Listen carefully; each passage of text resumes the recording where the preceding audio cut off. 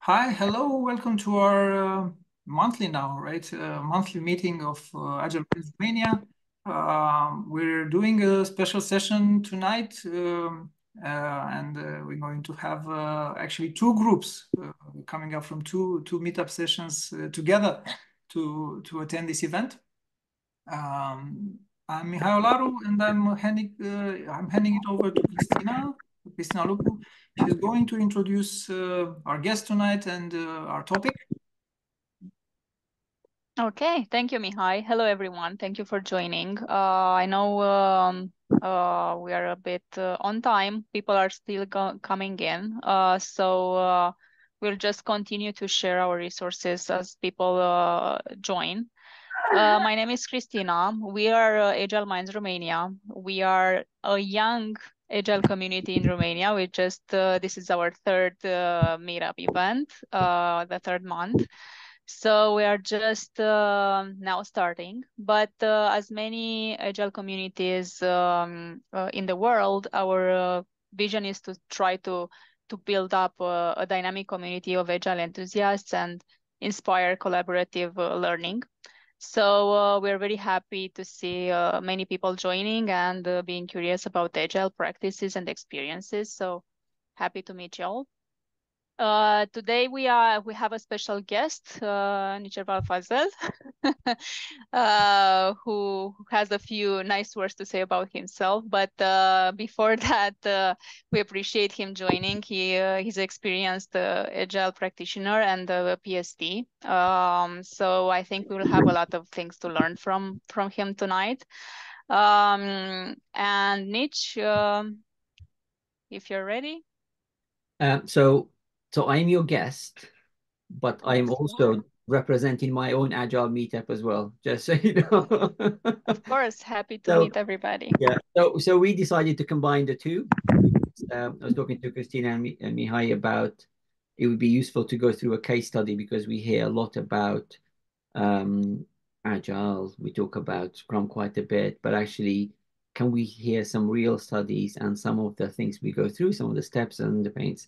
So we agreed that we would do this meetup together, both representing the Agile and Scrum community in London and also in Romania. So for the introduction, thank you, Christina. So my name is Nichervan. I am a PST. I have been in product development for about 20 years or so. I still work as part of a product development team. I love that. And one of the things for me is that everything I do, all the experience I gain are from the pains of product development. You know, it's always a great pleasure when you finished, but we go through some tough times to go through because we sometimes forget the rosy. When we finish, we get the rosy results, but we forget all the pains we go through. So I'm going to try and share some of that experience with you. Before I do that, what I'm going to do is I'm going to add a link to Mural here for everybody to get access. Gina, do you want to give everybody a bit of a guide in on the mural, or do you want me to do it? I'm happy to do it, by the way. Sure, if you like it. So I've added a link to Mural, by the way. You do not need to sign up to use this product. Okay.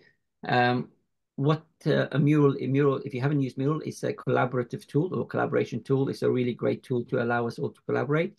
It's very, very simple to use. You can navigate using your mouse by dragging and moving around. The purpose of this mural more than anything is to allow you guys to actually add some questions as we go along. So if you want to add a question, you move yourself to this area and just double click, and you should be able to get a text box and put your question here. And as we go through, feel free to add the questions anytime you want. Okay. I will not share the mural too much. I will do a couple of things because I will share a couple of small things, but after that, I will actually stop sharing, and Christina will look after the questions. Yeah. Okay. So I would kindly ask the participants to mute while they are not asking questions or taking part in this discussion. This way we will have better audio quality for the recording and for everyone's enjoyment, right? Yeah, thanks. Okay.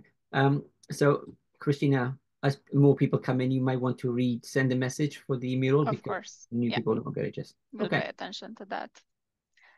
Okay. Okay. All right. Let's I'm start ready. then. Of course. So, Nich, just to begin with, could you please share the background of the project that you are going to present to us ourselves this evening? Yes, Where of that course. came from? What was the context of everything? Okay, absolutely. So today I'm going to take you through a case study that involved a new regulation that came into force a few years ago in UK, and that regulation is known as open banking or PSD2.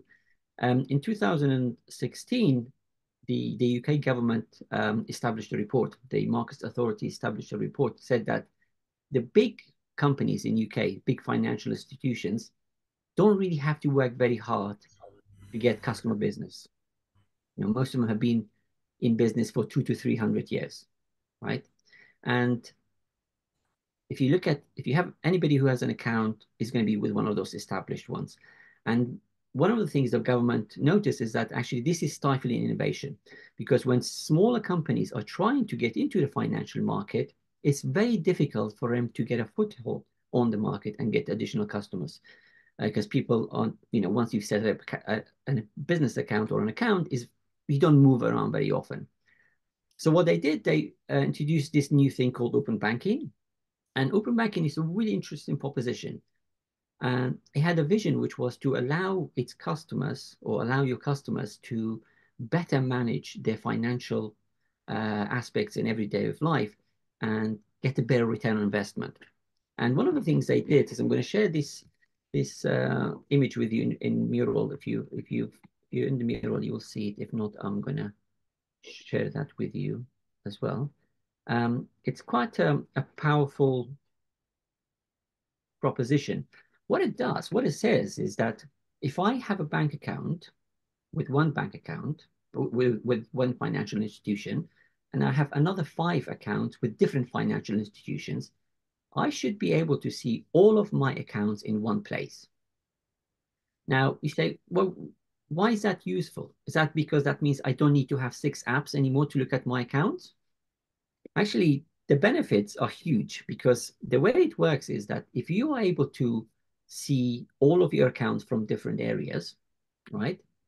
What you could do is you can see that I'm getting this much interest on this account from this bank, but this bank over here is providing me with slightly different interest. I should be able to switch accounts instantly by clicking a button to make sure I get better return on investment. And that was one of the simple propositions, but actually there was a lot more. And there was a lot of involved in terms of payments, that you can make payments without having to use a credit card. So there is a lot of companies who offer that. If you go to their website and you buy something, you don't necessarily have to use a credit card. You have an option to pay with a bank account. All banks in UK, and that is the traditional big banks, there's about 10, 11 of them, that's Barclays, HSBCs, Lloyds, NatWest, were obliged to do this. They were forced to do this. This was a regulation, right? The smaller fintechs didn't have to do that. What that means is that they had to open up their data, their customer data, to other institutions with the customer's permission, of course, right? It's not a free-for-all, right? So that is the background to what the regulation of open banking is. Okay. Okay, and could you share a bit more details about this? Were there any imposed timelines? Because usually governmental regulations come with recommended timelines. You have to oblige to this by a certain year. Like we all know about GDPR that was imposed at European level. There were some certain implementation steps and phases, but there were some recommended timelines around that. Absolutely. There's always regulation come in, they have a certain number of deadlines. But for this one, there were 2 parts of it, really, because one of the parts was to allow the bank to have the capability to allow other banks to remove copy or share the data, basically to come in and take your bank details. There was another one, which is the bank that I'm working with. I would want to aggregate accounts for my customers from other details as well, other institutions. And the deadlines for this, actually for the second part, wasn't set by the government, but it was set by our CEO. And what I mean by that is that I don't think he intended to do it. He was interviewed on TV to talk about this because this is a big deal. This is going to shake up the market. And he said, yes, and our bank will have this full capability, all of this, the stuff that you're offering by November this year. And this was March. We hadn't even started yet. So the deadline was set. And one of the reasons why we wanted to talk about this case was that there's a lot of misunderstanding about Agile and Scrum is that we say Scrum is not useful for regulatory environment and Scrum can't deal with deadlines. And hopefully going to take you through to say, actually, no, you can. You know, there are many ways you can do that. In fact, it's an advantage. It gives you a competitive advantage by using Scrum or Agile. And what was the decision-making process to choose Agile for this specific example? So typically, one of the things is that, you know, Scrum is in fashion. Everybody thinks, I'll do anything, any problem that I need to solve, I'll need to use Scrum. Now, in our PSM classes, when we teach, we emphasize quite a lot on you have to understand that Scrum is not designed for every problem there is. Scrum has designed specifically for complex problems. What that means is that we don't know much about our problem. We're not certain what the outcome is going to be. You know, if you have a simple problem of putting some IKEA furniture together, you don't really need to use Scrum, right? You can use anything. You can use Waterfall. If you have a project to deliver certain things from one area to another, you can use Waterfall. That's absolutely fine. So for this one, we were trying to figure out, okay, what would be a good approach? And we looked at the proposition.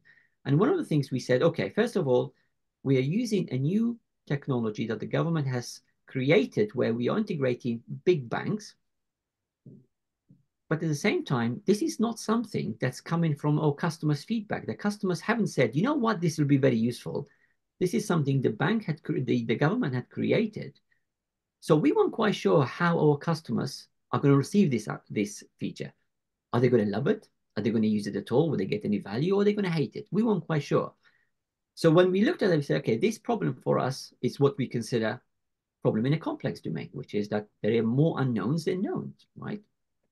We're not sure what's going to happen. So a predictable approach is not going to work. Waterfall is not going to approach. It's not an approach that's going to work for us. You're going to use Scrum to help us do that. So that was our thinking when we were doing that. Okay, I think everyone or most of us in this group were familiar with this process, but usually we get a lot of opposition when we are trying to provide arguments why this works for complex projects. We know specifically in government or banking systems, there's a lot of old thinking, and people want things to go a certain way or apply a certain process. So I was curious if you had big opposition on trying to implement Agile on this project, and how did you manage that? So we were in a fortunate position is that we'd already spent some time in the bank going through transitions, that wasn't the first Scrum. So actually quite a lot of people within the bank were familiar with it.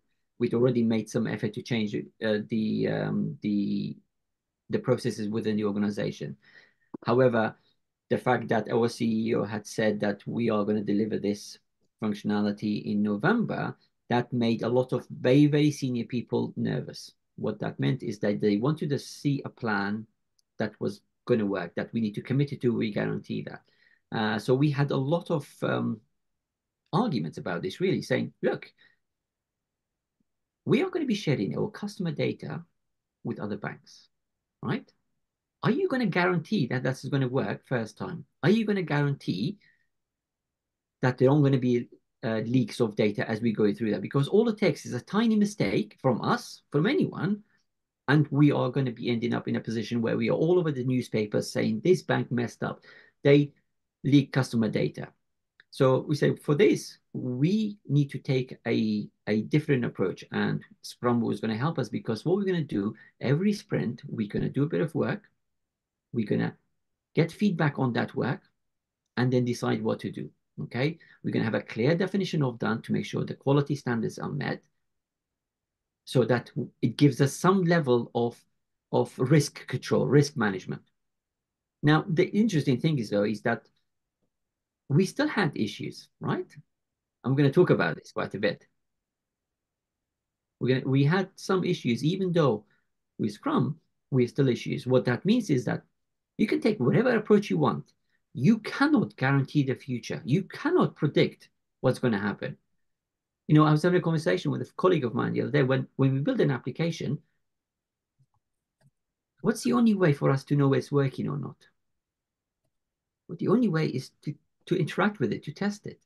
And that's not very comprehensive when you think about it, really, right? It's only as good as the test scripts we write or the test plans. Because what's happening within the application, who knows? Nobody knows really what's happening in there. We've done some coding, we're hoping that it will work. Right? So we can't predict the future, we can't guarantee anything. So as that, you say, look, we're going to take an iterative approach, we're going to take an incremental approach. We understand whether this is going to work, whether our customer's going to like it or not. And that's the decision that was made. Thank you. That's a great answer. So what was the first thing you did after you convinced people that Agile is the way to do it and you already had a deadline? So one of the first things we did was to look at the proposition, okay, which is a discovery bit. What is this proposition? You know, so the government regulation had outlined what is needed, but actually how this is going to work, that's going to be up to each bank. Because one of the things is that, as I said, there are two parts of this. The part of I make my data available to everybody else, and the second part, I consume everybody else's data. Consuming everybody else's data, that's optional. As a bank, you don't have to offer that. But if all the other banks do it, you're going to be in trouble, right? Because their customers will be able to switch accounts quickly. So we wanted to spend some time to do a discovery session to understand how this is going to work. Now, when we had the discovery saying, okay, you know, one of the things I always say is that since I've become a Scrum Master for about 20 years or so, I've become lazy. And what I mean by that is that I will do the minimum work. You know, we're fortunate enough with the work we do, there's always work. There's always lots to do. Everybody wants everything. But we focus on doing the most important thing first and then deciding what to do next. So when we looked at this, now, if you look at the proposition, you can see your accounts from everywhere else, but that is a saving account. That's a current account. That's credit card. That's loans. That's mortgages. That's insurance. That's a lot, right? So we said, okay, what is the minimum? What's the first thing we're going to do? Now, there are a couple of options of breaking these down. Because you know, if you're going to be doing Scrum, if you're doing Agile, you're going to do an iterative and incremental. So there's a couple of ways of breaking down. I can break down by delivering this work for integrating with just one other bank, nobody else, just one. Out of 10, I will only offer the capability to integrate and aggregate with one bank.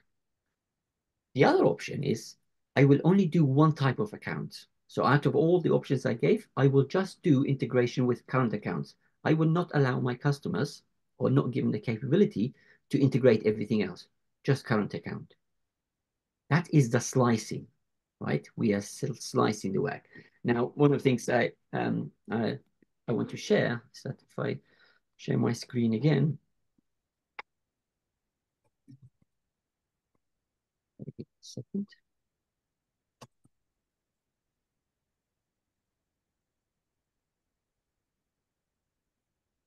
Is that we get a product vision normally, right? This is our product vision, which is great, okay? Now, the whole point of it is how do we take this product vision, whatever it may be, and breaking it down?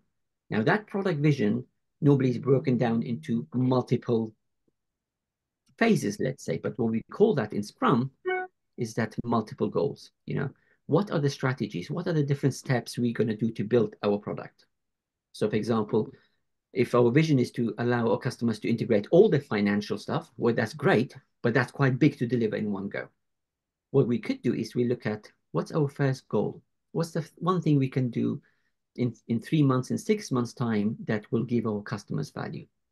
So for us, we say, okay, what we're going to do is we're going to pick current account as being the only account that our customers are able to integrate and aggregate. Now, the decision base was not random, was based on the data. We had to look at, okay, how many of our customers have current accounts, how active they are, but out of those, which of the other banks do we think they have accounts with, right? Because we don't have to make them all available. So if, example, we find out that our customers who have current accounts, the majority of them have another account with HSBC, then we will integrate with HSBC because that gives us the maximum penetration for that period, right? And then the next bit, you say, well, okay, once we've done our product goal, how do we break that down into multiple sprint goals, right? Because those are multiple objectives we're going to meet. So we started breaking that down to say, okay, what is the minimum? And the minimum for that was the ability to register, to say, I want to share my account, the ability to view your details. Those two are the minimum thing you need to do to make this functionality available. Because remember, I can see my account details with the balance. That provides me with some information. Not everything I need, but actually some information, which is useful. So for us, that was the minimum when we came to discovery of doing the work. Okay. And how long did that, how much time did that require? Well, the discovery phase. Yeah. Oh, not very long at all. It was about a week. We have the technology team and the business team working together to trying to ideate of, okay, how this was going to work. And after that discovery week, you went right into execution sprint one, start to build the product. So just before we had done that, we'd actually put the team together as well, because, you know, this is a completely new product. There wasn't a team in place doing that. So we had to build a new team, a new Scrum team to help us do that. So we'd gone through that and we had the team by then. And then we started thinking about, okay, well, how do we plan this, right? It's nice to say, let's do that, but actually there's an extensive amount of planning. You know, we always say the difference between agile planning and waterfall planning. Agile planning are adaptable, which means we plan, but we adapt our plan as we learn more, while waterfalls are fixed. So we said, okay, what's our roadmap? What are we going to do for the next 2 or 3 months? And we knew that for the first couple of sprints, we're going to be working on building the steel thread. I don't know if you've heard of the terminology steel thread, which is a thread that goes full end-to-end cycle of all the applications involved, right? Can we connect everything? It doesn't do very much, but actually the connectivity is proven, which is quite useful because you know how difficult it is to integrate with a team that's within your organization. Imagine how much complex it is when you're integrating with a completely different bank, which has its own processes, its own teams, and security applications as well. So one of the first things we want to do was to build a steel thread to go through that, okay? But we had an interesting problem here. If you've ever built an application, if you've ever built any technical application, one of the first things you have to ask yourself is, where is this application going to live? What infrastructure do we have, right? And this was in 2016. IBM were our suppliers for our infrastructure. So we went to IBM and said, look, we're building this. We need some infrastructure. They said, great. Our SLA to give you a quote is 90 days. So 3 months just to give us a quote, not to do the work, just to quote, to tell us how much it's going to cost. Well, that's not going to work, right? So what do we do with that? Do we sort of trying to build some software, but no way to put it, which means we can't really test it. We don't do anything. We had an option. And the option was to piggyback on another product within the bank and use their environment, right, temporarily. Now, what's the problem with that? The problem with that is that we've started application, and before we've done anything, we've already introduced technical debt. If you're familiar with technical debt, technical debt is when you take a shortcut or take a decision to gain speed, but a huge cost at the end of it. And this was going to be a cost because we knew if we put this into a different product's environment, at some stage we have to migrate. And that's not going to be a step. But we didn't have a choice. Either do that or build something that has nowhere to live. So the decision was made. However, the technical debt was in the product backlog because we were still working with IBM to try and get things going. So that at some stage we're moving through. Okay. So that was one of the biggest challenges we have when we started. Yeah, infrastructure usually takes longer than discovery and decision making, but you guys figure it out. I'm Well, I'm going to luckily, save I'm going to save this for the end if we have time. I'm really curious to learn if you paid that technical debt. oh, Uh, absolutely, you absolutely. did? Because, you know, modern day product technology and product development is that you need to have an environment that you control, right? That you have full autonomy of it. If you have to ask permission for somebody else to say, I need to take your product down, that's not going to work, right? So we were, as I said, we were working with IBM continuously to try and to get that going. Now, nowadays, that problem doesn't exist as much, right? Because we have cloud available with most organizations. But, you know, cloud's been around for a while. It's not new. But actually, banks have been reluctant, right? So it wasn't available at the bank, Emmanuel. Great point, yeah? It wasn't available yet. For the last few years, all banks have availability of cloud, but that was not an option then. The banks were just trying to play with it otherwise. So yeah, the problem is much smaller now. Okay, thank you. And you just circling back to setting up the team for this. Can you describe that process a little bit and your involvement in that? How did you put the team together and how did that look like? Um, you know, in Scrum, we say that Scrum teams are self-managing. What that means is that we solve our own problems. We decide what to do when and how within the boundaries of Scrum. In my experience, I've been in scenario situations where somebody says, hey, Nich, here's a team for you, do this. And I've always been saying, if you do that to me, then I don't have that ownership of the team. I would prefer to pick my own team, right? So luckily for this one, because it was a new team, we were given said, okay, we need teams to do this. What kind of skills are you looking for? So there was about 4 of us already.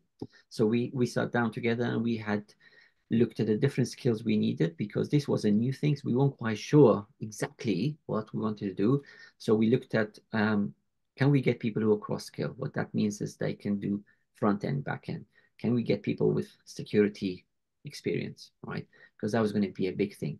And obviously, you need UX for this one because this is a new thing that has to go into the within the banks page, but actually is unique, is different. It doesn't necessarily going to be looking like everything is that was there.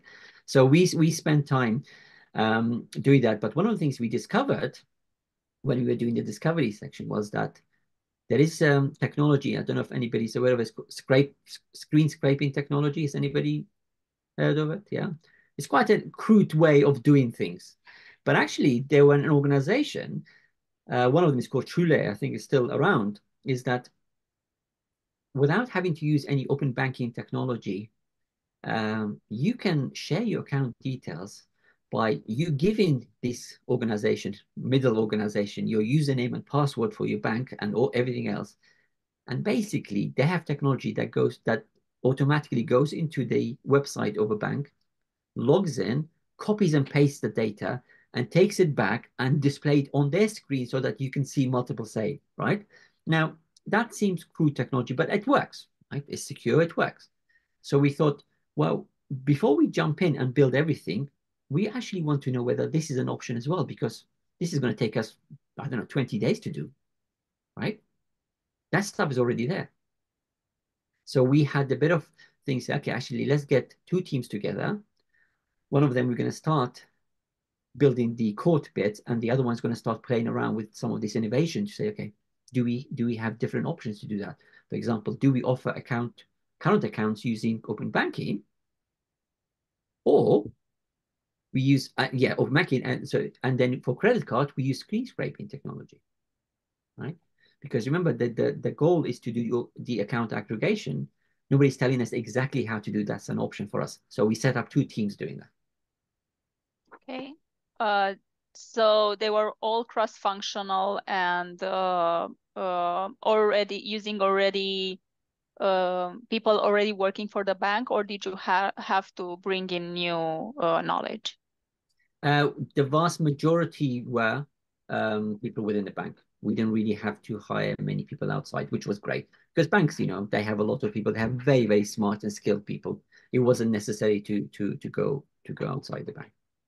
Okay, that's a good advantage to have. Yes, absolutely. And in that context, how was the adjustment period? Because every time we form a new team, even though they were part of the same organization, it's not an immediate uh, success. So it's funny because you think get a team together, tell them, yeah, self-manage, everything will work. Yeah. Now, wouldn't that be nice? The first problem we had was one of the funniest problems. It had nothing to do with anything we were doing, but where we were sitting. Right? Now, obviously, nowadays banks are empty. Nobody ever goes to work. But those days, this is in 2016, there was a lot of people in the office. The space was limited. And we suddenly got two teams together. There was no room, right? So there was a lot of conflict within the team about where we wanted to go. We had a supplier. They offered us their office. So brilliant, the problem we've solved. Came back to the team and I said, right, these companies offered us an office space. We can go and sit down. And two of the people saying, my contract says this is my base office. I'm not going anywhere else. Right. Okay. He said, no, I'm not going. So that was a problem we hadn't even started. Nothing to do with the work we were doing, it's just where it is. So teams take a long time. And one of the strengths of a good Scrum Master is how can you shorten that period for the team to motivate, to be in a position where they can work well together. And one of the things you do is you lead by example, right? These people were not happy. I wasn't going to force them to move. So okay, what do you want to do, right? I'm not going to force you to move if it's such a big deal for you. But at the same time, when we started working on planning aspect of it, is getting them involved. Get him involved in the discovery sessions where we're having them, so that actually have a say in what's going on, in that ownership, right? There was one person in the team who said, I don't want to come to the office at all. I'm going to be sitting at home. And he said, okay, but we are trying to have a co-located team. Everybody's here. And he said, I'm not. What do we do? Okay, well, in that we want a team that's together. You don't want to be here. That's fine. We will find somewhere else for you to go. Okay. Now, that's not always an option. That's not always a nice thing. But actually, if it wasn't a good for it wasn't a good for the team, then you make a decision. Somebody moves on to somewhere else. And he did. Okay, that's the way to go. And outside of these two teams, Nich, were there other dependencies, I assume, with the other banks and people? So what was the framework around that? Because I think we understand and we can assume how the two teams that you were helping were interacting, but how they were communicating with the other teams from the other banks about technology, about rules, about regulations, APIs, all of that. Great question. What was that process? Yeah, no, great question, because dependencies is a wonderful thing. Everybody says, oh, dependencies. If you do agile, you have no dependencies. At peak, we had a dependency on 40 other teams. 40, because all the banks, right? We had to interact with all the different teams in the banks, but within our banks, risk, security, assurance, right? UAT team, which I'll talk about later as well. We had that, right? And our customer research and all of those. We had a huge number of dependencies. Now, Scrum doesn't tell you how to manage those dependencies. There isn't a guide somewhere. This is how you manage dependencies. Really, one of the things you want to do is you try and minimize and eliminate as you can, as possible, as much as possible, but it's not always possible. So one of the key things was that we wanted to make sure we had all the skills that we needed in the team to start with, so that we didn't have a dependency at the tiniest level. we had dependency on, let's say, the security team. That's fine. We can get them to give advices. But the key thing was to plan with that in mind, right? And that is when we're doing our discovery, we had a pretty good idea of who those teams were. So we got them engaged and saying, just so you know, we're coming. This needs to be on your radar. Okay. And we kept them engaged as we were going through. Now, having said that, 40 teams, we still left the team out by accident. And I'll give you that, what happened when we found out much later that we had a dependency on the team. So you can try and minimize them, you can try and eliminate them, but the best thing from my experience was to plan with that, to get them engaged early enough so that you can do that. And they were all familiar with the incremental approach. Was that a challenge at all for them? Not necessarily, because they don't necessarily need to understand exactly what we're doing. It's just like we're saying, this is what we're planning to do. This is one of the releases we're going to have, and this is what's expected from you. That's it. For them to just know what's going on is useful.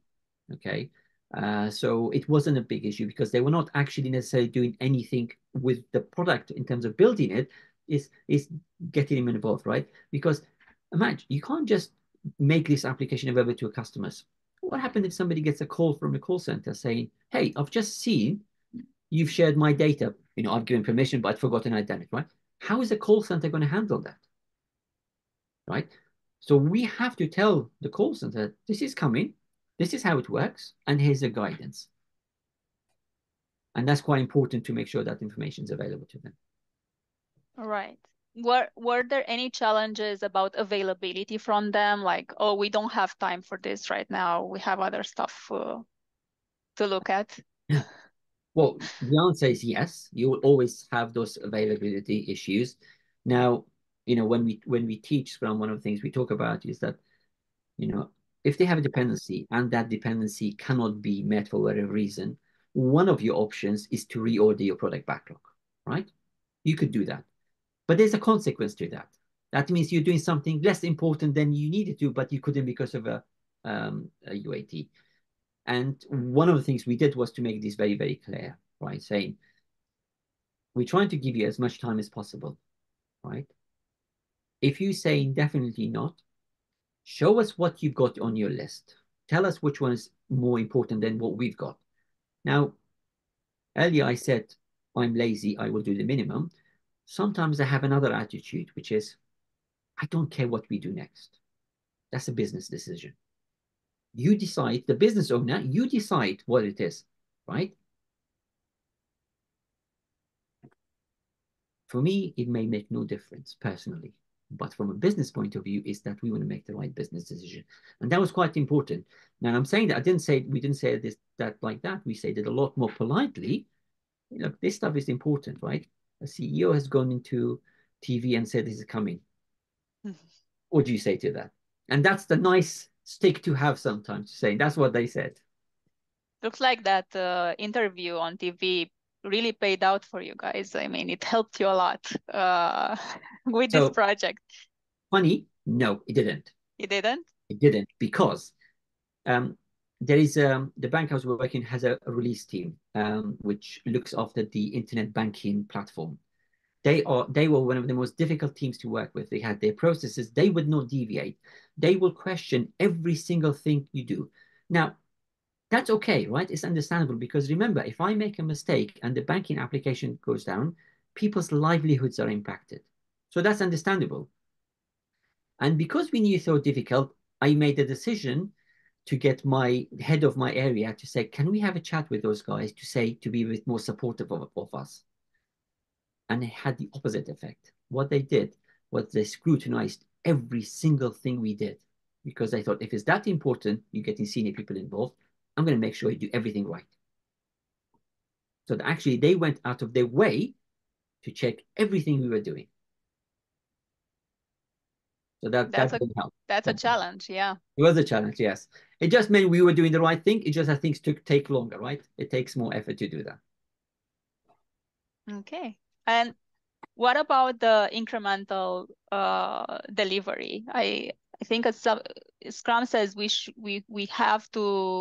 aim for having shippable increments after each sprint. Did you manage to do that after sprint 1? So there's there's a lot of misunderstanding about what that means. And in my course, sometimes I present this challenge saying that imagine you build in an application, a website, and you have to build a registration page and a login page. Which one would you go into production first and give it to your customers? Which one would you go first?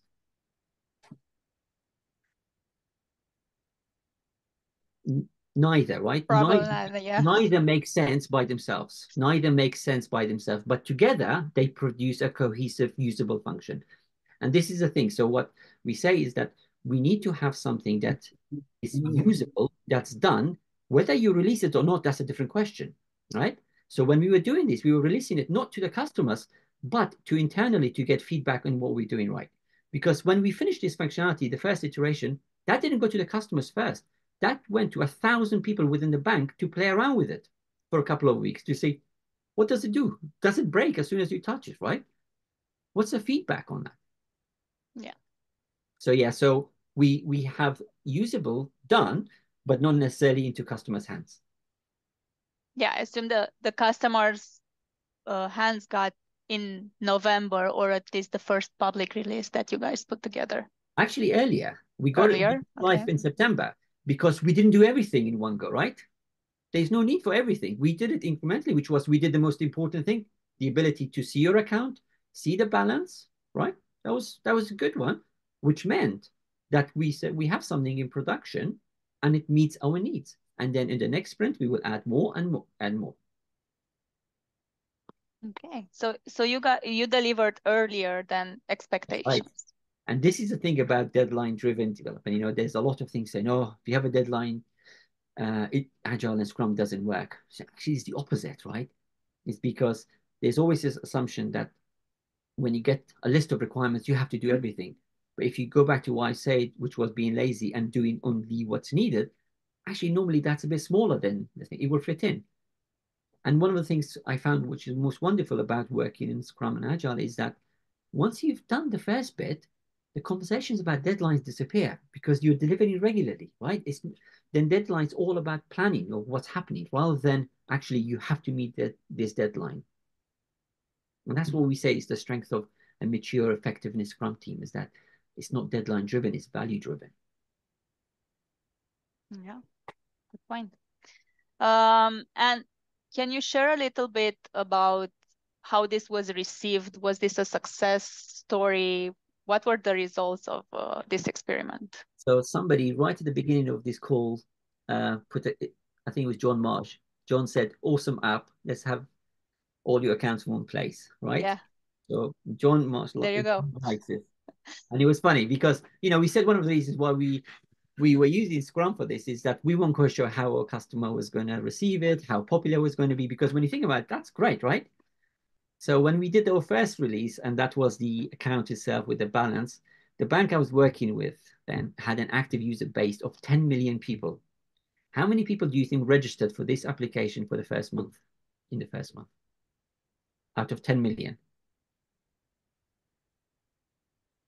3,000 people. 3,000 people. 3,000 people. And we said, oh, bloody hell, right? So what this is telling us, okay, maybe people don't know about it. Let's do some marketing, right? We also said maybe the functionality you provide is not enough. Maybe people will be more interested if you give given more. So the next thing we did was viewing your transaction details and viewing your transaction for the last 13 days. When we did that, in the next month, the number of registration went down from 3,000 because people who initially signed up got bored and moved on, right? So it was clear feedback for us, clear data that was telling us actually people are not ready for this, right? Now, if you are a bank account holder in UK, this functionality is available to you now. Most people don't even know it exists, but it's there. So it was a simple decision for the bank. Do I spend a few more £1 million building everything, or do I put my attention somewhere else? And this is the important thing about iterative and incremental, is that we got feedback to say, you know what, the customers are not that interested in this application at the moment. Did you went deeper than that, like asking for customer feedback? Were they not interested at all in the application, or were they looking for something else? No, they definitely, it wasn't, there wasn't a problem to solve. This is the thing. There wasn't a problem to solve. You know, one of the benefits is that you should be able to see what benefits you're getting from your accounts and be able to switch around. But people don't switch that easily, right? People only switch if you give them £100 or incentive. People don't really switch. So there wasn't a problem that the product solved. So really, people were just saying, "Yeah, it's nice. Yeah, it's nice. Yeah, I'll have it," but actually never use it. I see. Okay, and what did you do next? What was the conclusion? So the conclusion, before we one of the things we did is that if you know big banks always buy other banks or other organizations. They always buy each other. So each bank is made out of a 10, 20 different entity.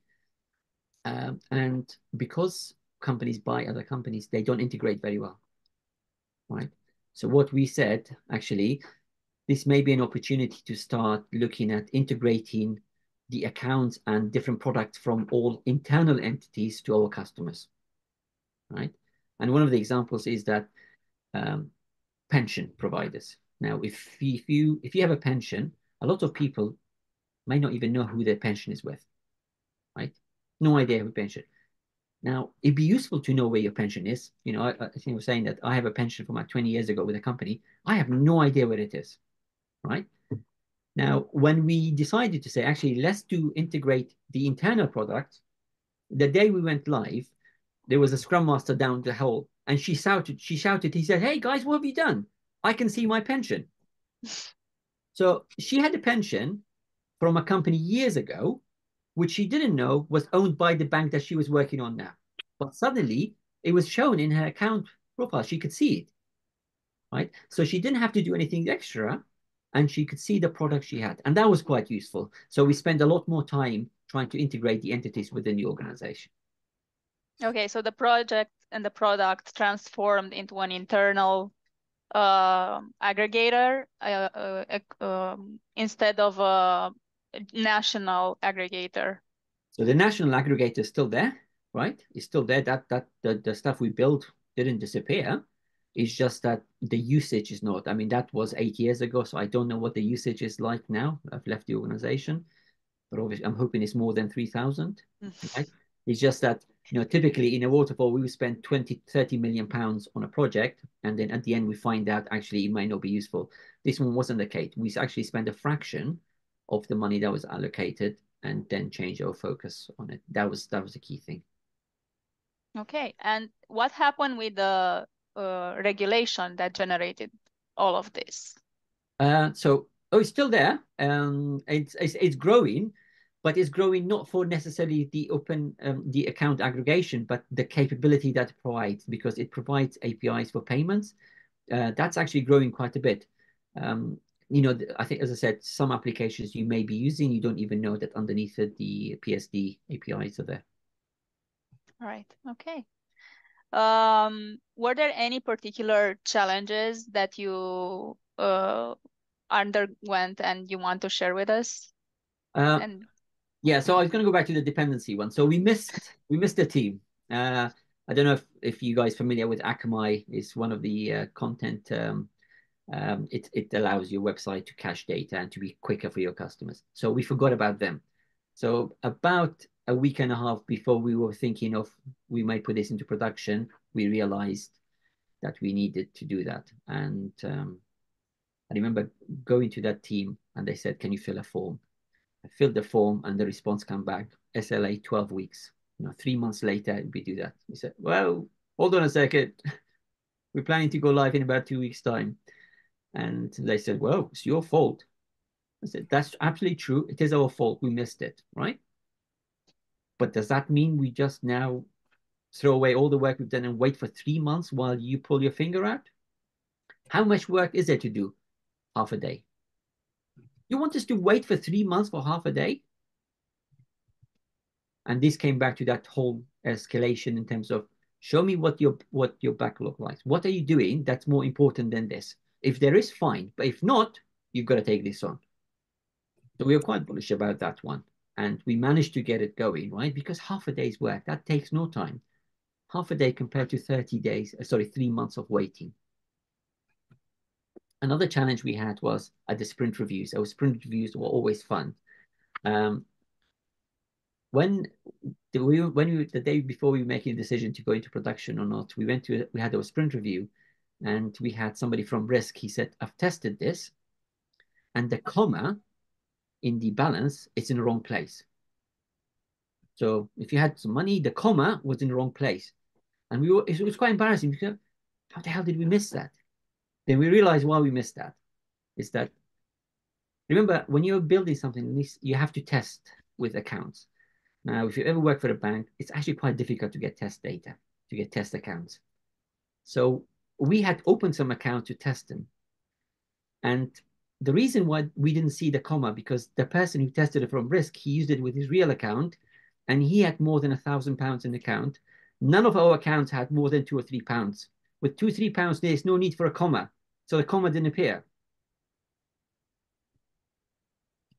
Right. So I think all of us had this issue at some point in our careers when using test data. So it's amazing that you guys had the same problem at this level in a multi-million banks project. Yeah, it does. But obviously, if we take it, as a learning, it's quite useful in saying, okay, we can update our definition of done to make sure that our test data actually has a range of data. We knew some of that anyway, but it was quite difficult to do that. But actually, that said, look, if we don't do it, this is what's going to happen. This is what we need to do. That. Okay, thank you. I think it's time we went through the question board. Before that, Nich, did you want to add anything for the group? I think the key thing for me is that one of the joys of working with that, not that the application was really interesting, the product, the technology was interesting. It was setting up a team and being part of a great team, the difference it makes. The difference makes if you have strong leadership in place, people who genuinely care for the team, right? People who include the team, inclusive in terms of taking them with the journey rather than being told what to do. That was in 2016. I'm still on a WhatsApp group with people on that team. Now they've all moved on, but we still meet up for dinner. We still meet up for drinks, right? Because you build that bond, and we spend more time with people we work with than at home, right? And for me, that's what stands out more than anything else is how much fun it was to be part of that team.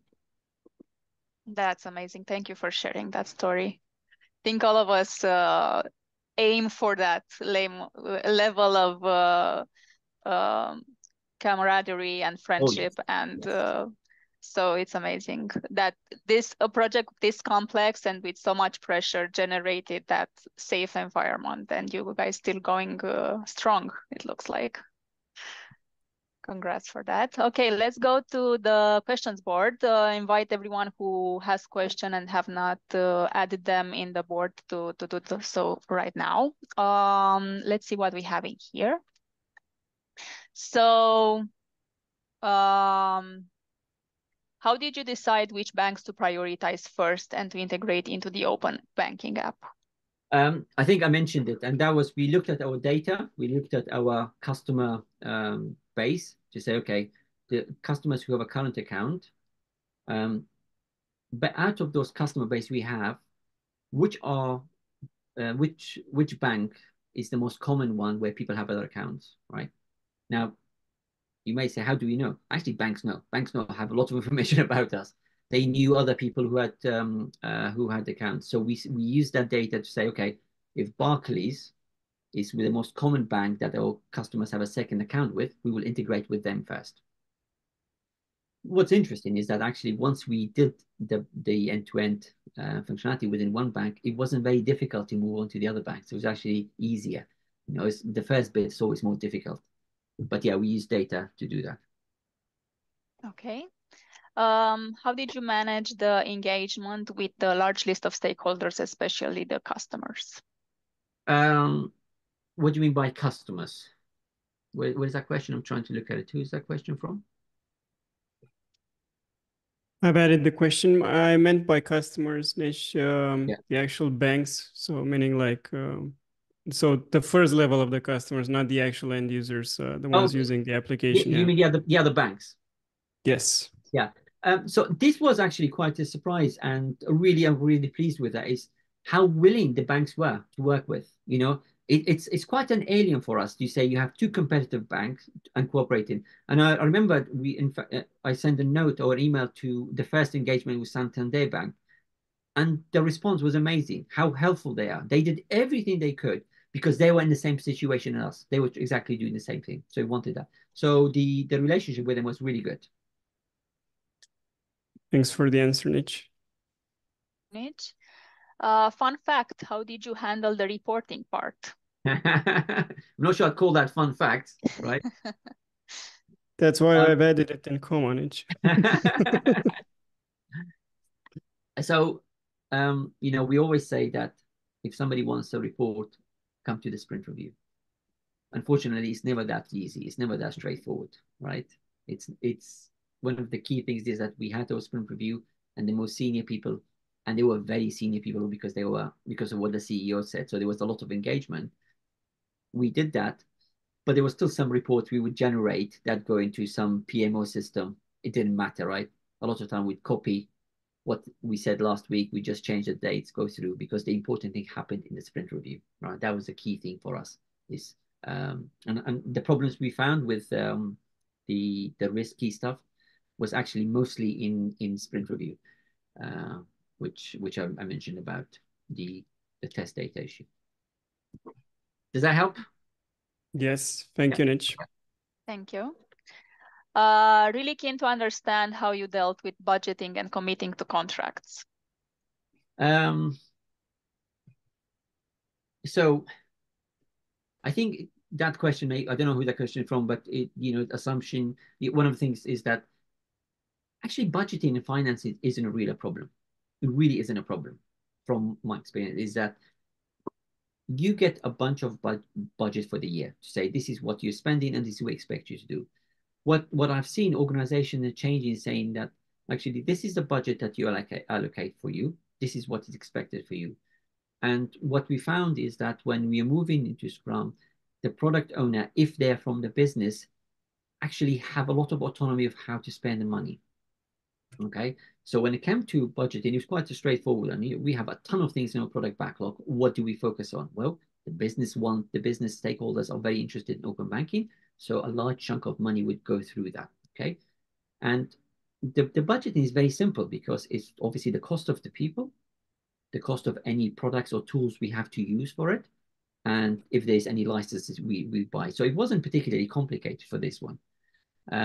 Again, contracts, we don't really have any contracts with anyone specifically. The only contract we had was with one of those screen scraping company, because we wanted to work with them to trial and experiment of how the technology works. But that was a simple one. They had payment for about 3 months to work with us to see how it works. So there wasn't a particularly challenging issue for us, actually. Okay, thank you for that answer. How did you measure success in this product development endeavor? So the key success criteria for us was customer adoption. That was one of the key things. All people are going to use this. This wasn't going to bring them bank any money, right? This wasn't going to generate revenue. In the long term, the expectation is that if customers start using this, do we see switching? Do people actually switch their accounts, right? But that was going to be a long-term one rather than actually happening because initially, for the first few months, people are just going to look at it and at some stage saying, actually, I no longer need my old app and I can do this from here, and it's easier to switch things around. In terms of, I'm just wondering whether that question is about whether the product development endeavor was the success of the approach or the product itself. I'm just trying to see what the... I can explain it, is my question. So Okay. first, you answered about the success of the product, but indeed, what I also mean is how can you measure the success of the approach you took for this type of developing this type of product? And was it measured internally by the satisfaction of the team? Was it measured with the stakeholders, or with the achieving business results, or getting closer to the strategic objectives of the bank? So based on this experience, the bank decide to use Scrum more, for example?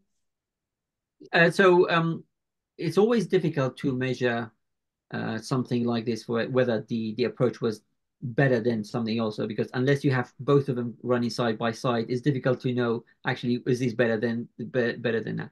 The key thing for us was, do we have better return on investment? What that means is that with the amount of money we spent, did we get any value back?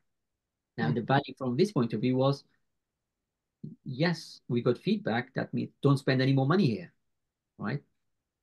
You can get to save your money and spend it on something else that might be valuable. That was the key thing for us here, rather than actually the approach. Yeah, so limiting an expenditure that wouldn't bring the expected value is also something of value, right?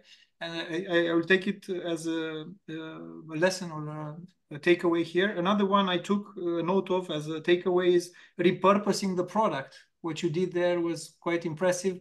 Like, well, if the product didn't serve the full intent of the value with integration between banks, how easily you repurposed it to offer information from the multiple products or assets that each person had within your bank. So pensions, loans, credit cards, and so on.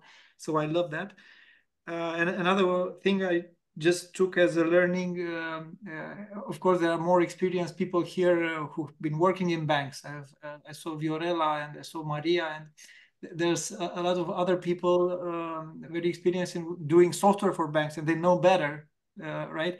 But what the learning for me was, when you're in a bank, expect everything to take at least 3 months. Yeah. Yeah, so infrastructure 3 months, doing that other thing that you mentioned from another team 3 months. So probably that's the setup that it's pretty hard to move, right? It is. And for this example, when I first joined in 2013, their release process was that if you wanted to go into production, 4 months before the release date, you had to be ready. Right? So 4 months afterward, there would be loads of stuff going on, and then they would release. Massive release with everything, right? And you're thinking, well, how the hell is that going to work, right? Yeah, thanks. I think I'm going to go back to what you said about repurposing the product. One of the reasons why we were able to do that is we didn't do what happens in traditional approach, where we touch everything, open everything up. We only did what was necessary, so that when we repurposed, it was easy enough to do, because we didn't have to undo things that we had done that had no reason. That was one of the key reasons, really. Nice. Okay, thank you. Let's take another question. Somebody was asking about cloud adoption, but I think we've answered that already. It's definitely easier now, that's for sure. Okay. Did all your teams work in Scrum? If yes, how did you tackle COBOL complexity? What's COBOL? Sorry. I'll need someone to clarify that for me as well. I think it's a blessing that you do not know what COBOL is. Mihai left, and I think he left because he knows what it is. I worked for a fintech company, and we had COBOL developers in our Scrum teams, and our client was the Canadian state. Let's say that between the client and the COBOL developers, we had a lot of effort to make the Scrum fit slower people, let's say, or people used to use it another pace. For example, one line of COBOL development would take us 3 weeks. What? I'm just trying to figure out, you waiting three weeks to do one line. You do a couple of words, you go away for a couple of days. Basically, it was a repurposed COBOL framework, and it was very complex. And before any line of code was changed, there was a lot of investigation from the developers to understand how they can change that, even to move a 1 pixel on the screen. Why do you think that's the case? Why do you think that people were not quite, maybe didn't found it difficult to change. Why do you think that is? Commodity, and usually change is hard. We worked a lot with our product owners and our developers in understanding how to create the workload in our backlog in order for them to be able to tackle that in one sprint. But initially, they would always spill over. Okay. So I see. So you mean COBOL? Sorry, you spelled it with K. That's why I didn't recognize it. No, I can recognize COBOL now. Sorry. Yeah. The reason I was asking is that if you look at back-end systems for both banks, they've been around for 30, 40 years, right? And people who developed are no longer around. They retired. The technology is obviously outdated in terms of nobody wants to learn it. But also, banks have a habit of outsourcing their work, right? What they do is they get rid of people who work for them and then outsource it. And as a result, you end up with people not knowing how the hell anything works. Nobody wants to touch anything because they might break, right? That's what I thought you were talking about, because that's a big challenge. Now, if you're talking about generally complexity, is that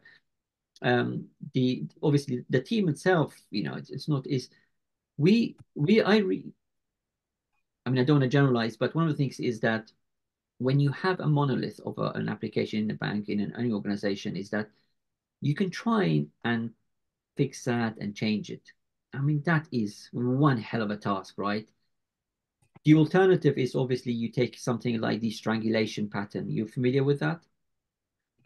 Are you familiar with strangulation? Well, anyway, the idea is that you take one bit, build it new, that sits on the side, right, of it, but actually you taking one bit at a time. So you're strangulating your application, your old application, bit at a time, and every time you're going. So the example I give you is this open banking was, you can go to the website of this bank and it's there. When you click it, it goes to somewhere completely different. Different product, different infrastructure, nothing to do with what was there. The point of it is that when we built that, if we were to follow the same processes, we wouldn't be able to change and release things on a daily basis if we wanted to, because the old stuff, you cannot touch it. You will break, right? But the new stuff, because it was separate, built on modern technologies, it was actually much more easier to, I found an issue now, I'll fix it tomorrow. Done. So that strangulation approach really helped us. It's on my reading list for tonight, and already searched it on Google. Thank you very much. You're welcome. Thank you, Alex. Okay, so I think we have a couple of more questions. Let's get this one because it's really interesting.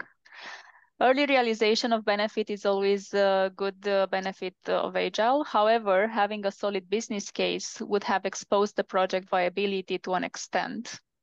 Appears this isn't something we see with Agile Scrum projects. Okay, Thoughts? I love that question. Who asked that question? If you don't mind, if you don't mind, I asked it, but we're here. So, business cases that are written, are they guaranteed, no matter how solid it is? No. Right? It's based on some hypothesis, some assumption that you may have a good one, but actually they're all a guess until it's a customer's hands, right? Yeah. Now, I have an example for this. I worked for Sky TV many, many years ago, and we were working on a product, and one of the business partners came in and said, drop what you're doing. We've got this new thing that's come in, and if we do it, it's going to give us an extra 300,000 customers. Wow, ooh, okay, brilliant. When we went to a director, technology, I said, look, they asked us to change this because this new business came around to do that. And he looked at that, he said, if you believe them, you're more stupid than them. For me, that was a learning, was that, yes, you can come up with a lot of data of creating a wonderful business case, all of that, but it's not a guarantee, right? So, we had some ideas. Of course, we had the business case, most companies, you wouldn't be crazy to spend money until you've done some, but until it's customer's hands, you really never know what it is. Does that make sense? Sure, it does. Just wanted to fiddle around, but yeah. Yeah, no, it's great. It's like, I love that question. It just, it's hypothesis, right? It's the value is a guess until it's at the customer's hands. Yeah. Okay, thank you. And the final question on the board. Let's imagine the team were truly extremely busy and couldn't focus on your projects. What would have been your approach? I'm not sure I I also asked this. This was relating to the other guys that gave you an SLA of 12 weeks when you needed to go live in 2. So let's imagine that they actually, when you asked for their work backlog or whatever they were doing at that point, and they truly were, intensely overworked, Yeah. Mm-hmm. what would have been your approach? Because we see this a lot. So Yeah. the approach is depending on risk. Do we risk doing the work without do we introduce some kind of technical debt? Right? Do we do that? Do we wait? That's an option as well. And the third option, which we talked about, is that reprioritizing their backlog, right?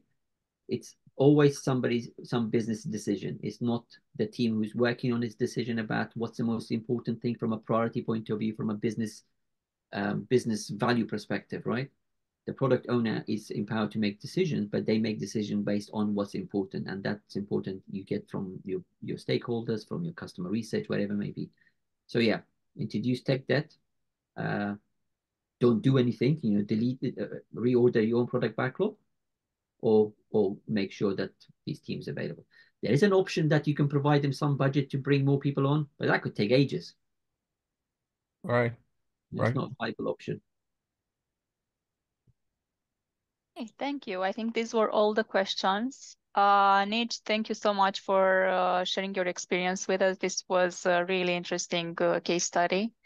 I'm not sure many of us will ever encounter such a project, but if we do, at least we have something to go back to as an example. So thank you for that.